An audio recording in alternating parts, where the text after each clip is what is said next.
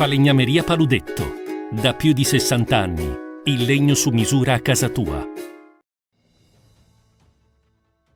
TG Plus News edizione di Venezia, buonasera. In apertura del nostro telegiornale questa notizia.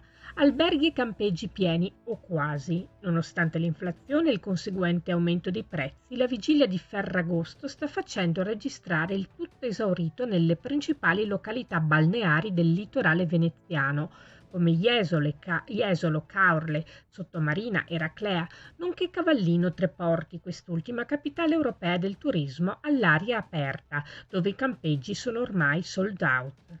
Negli alberghi invece si può, forse, trovare qualche camera, essendo le prenotazioni al 96%. Molte le presenze internazionali, anche da oltreoceano, specie dopo la ripresa dopo le restrizioni dovute all'emergenza sanitaria. Passiamo alla cronaca. All'interno di un bar di Dolo situato in via Mazzini sono state rilevate molteplici e ripetute violazioni relativamente alle norme sull'orario del funzionamento degli apparecchi automatici da gioco, le slot machines per intenderci. L'ennesima infrazione alle regole è stata accertata dai carabinieri in orario notturno precisamente alle 2:50. A seguito di ciò, un'ordinanza emessa il 10 agosto dall'Unione dei Comuni della Riviera del Brenta ha disposto 3 giornate di sospensione per il bar in questione, che resterà chiuso fino al 16 agosto. Ancora cronaca. Stanno proseguendo i controlli e le operazioni contro i borseggi a Venezia da parte delle forze dell'ordine sia in divisa che in borghese, specialmente nelle zone più frequentate e quindi maggiormente colpite, vale a dire Piazzale Roma, la stazione ferroviaria di Santa Lucia, Rialto e San Marco.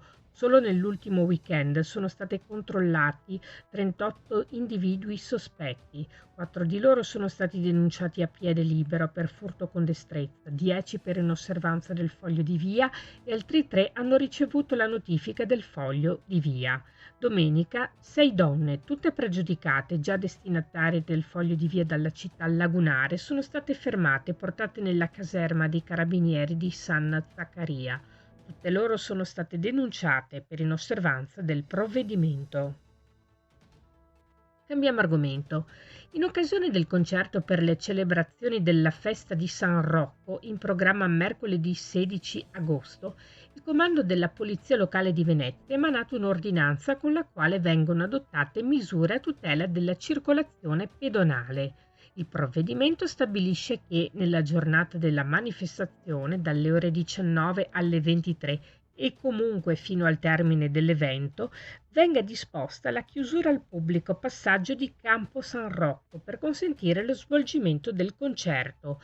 Il flusso pedonale verrà deviato perciò in direzione Calle di San Rocco, Crosera San Pantalon, Campo Castelforte. Questa era la nostra ultima notizia. Grazie per averci seguiti. Arrivederci.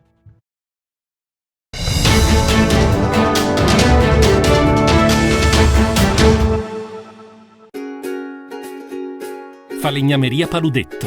Da più di 60 anni. Il legno su misura a casa tua.